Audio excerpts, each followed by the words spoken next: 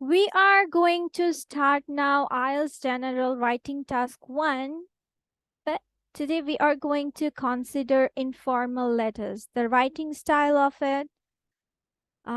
Mainly আমাদের সমস্যাটা হয় আপনার ইনফর্মাল আর ফর্মাল লেটারে। সেমি ফর্মাল যেহেতু both combination, so you can combine both of it.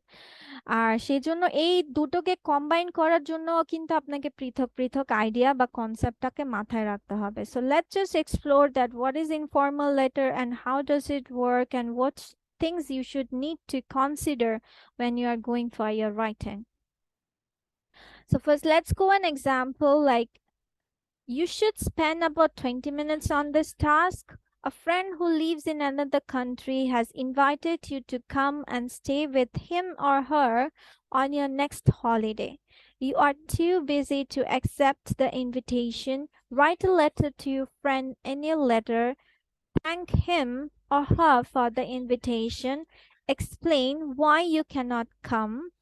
Ask him about other times to visit. Write at least 150 words. You do not need to write any addresses. Begin your letter as follows, dear. So আপনার dear দিয়েছে, আবার friend যেহেতু দিয়েছে তার মানেই বুঝে গিয়েছি আপনার informal লেটার হয়ে থাকে। যেমন আবার আরেকটা কিভাবে বুঝছি যে থ্যাঙ্কিং করা আছে। আমরা থ্যাঙ্কিং সাধারণত ফ্রেন্ডস, রিলেটিভস বা নোন পারসন গুলোকে নর্মালি আর কি দিয়ে থাকে। So let's see that what criteria you gonna follow for it. So there are 6 things like greeting, then how you gonna start your writing, what's the thing you should include here, 4 5 6 তার মানে এর পরের গুলো কিন্তু আপনার question. সবসময় মনে রাখবেন আপনার কোয়েশ্চেনেই বলা থাকবে যে আপনার কি কি প্যারা লিখতে হবে। So it's a plus point for you যে আপনাকে এক্সট্রা ভাবে ভাবতে হচ্ছে না যে আমি এই প্যারাতে কি কি সাজাবো, মানে কি কন্টেন্টটা আনবো। তো এখানে কন্টেন্ট দেওয়া আছে, জাস্ট এখন আপনি আপনার ওয়ার্ডসে এক্সপ্লেইন বা লিখে দিবেন বা নিজেকে প্রেজেন্ট করে দিবেন।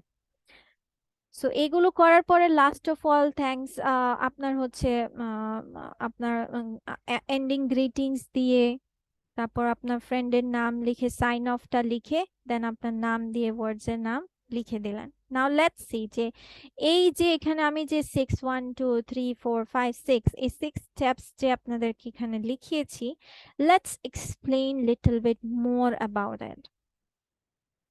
The 6 step method. First one is greeting, যেটা ডিয়ার নেম দিয়ে আমরা লিখতে পারি, ডিয়ার দিয়ে নেম, এটা আমরা সবাই জানি। Number 2 is give reason for writing. Give reason for writing মানে হচ্ছে আপনার কি জানাতে বলেছে বলেন তো।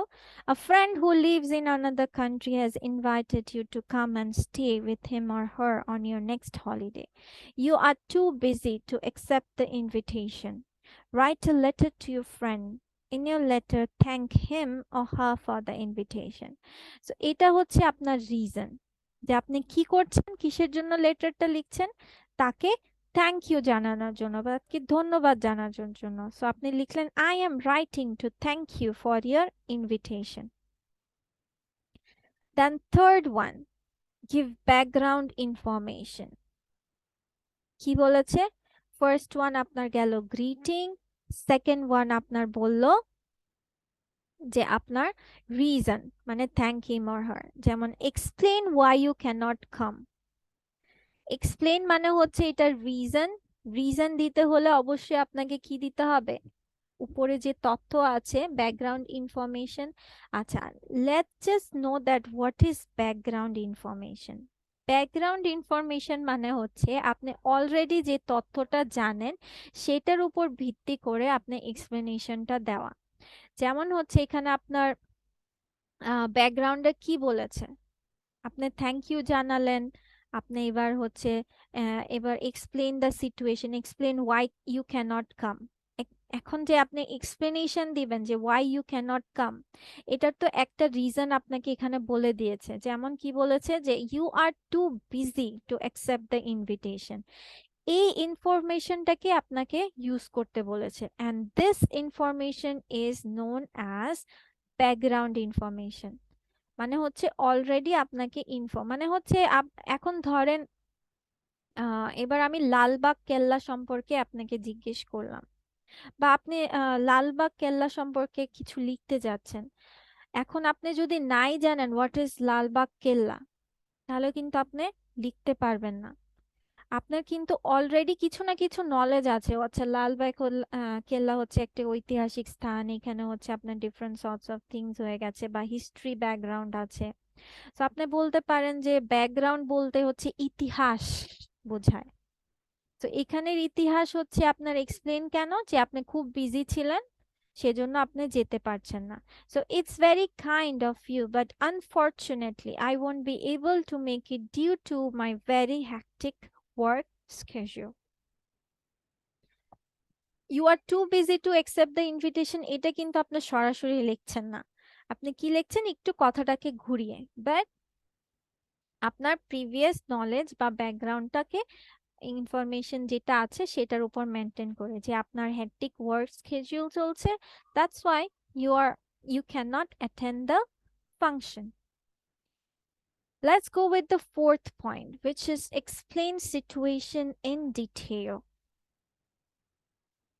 So এখানে বলছে যে explain why you cannot come. First of all আপনি একটা ব্যাকগ্রাউন্ড ইনফরমেশন দিয়ে এবার আরেকটু ইলাবোরেট সেন্সে গেলেন, যে ও আচ্ছা এটা তো পড়েই ফেলেছি।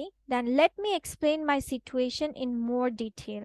I have recently started a new job teaching English and I have been working around the clock.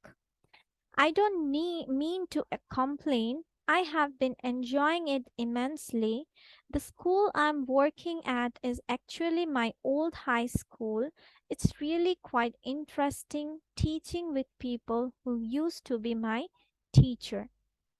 তার মানে এখন আপনি এই যে হ্যাকটিক ওয়ার্কের জন্য যে আপনি আসতে পারলেন না, এবার আপনি মোর এলাবোরেটে গেলেন, যে আপনার কি কি সিচুয়েশন আপনার ফেস হয়েছে। দেখেন এখানেও এক্সপ্লেনেশন করছেন, let me explain my situation. দেখেন ফর্মাল রাইটিং এও যখন করেছি যে I am going to explain my situation আর let me explain my situation now or in detail. So এরকম কথাগুলো আপনারা খেয়াল রাখবেন। I am writing to thank you, আর ফর্মাল লেটারে আমরা লিখে থাকি যে I am writing to let you know that okay I am considering for this one. So এরকম আপনার জিনিসগুলো খেয়াল রাখতে হবে। সো আমরা আবার একটু যাচ্ছি। ফার্স্টে আপনার গ্রিটিং, দেন আপনার গিভ রিজন ফর রাইটিং, মানে আপনি কেন লিখছেন, আবার ব্যাকগ্রাউন্ড ইনফরমেশনও ইউজ করছেন, দেন আপনার সিচুয়েশন এক্সপ্লেন করছেন ব্রিফলি, যেহেতু আপনার কোয়েশ্চেনে এক্সপ্লেন দ্য সিচুয়েশন আছে। দেন আপনার ফিফথ নাম্বার পয়েন্ট হচ্ছে রিকোয়েস্ট অথবা সাজেস্ট। এখন কেন বলছে সেটাও দেখে আসি। যেমন আপনার লেটারে লিখতে বলেছে ask him or her about other Times to visit.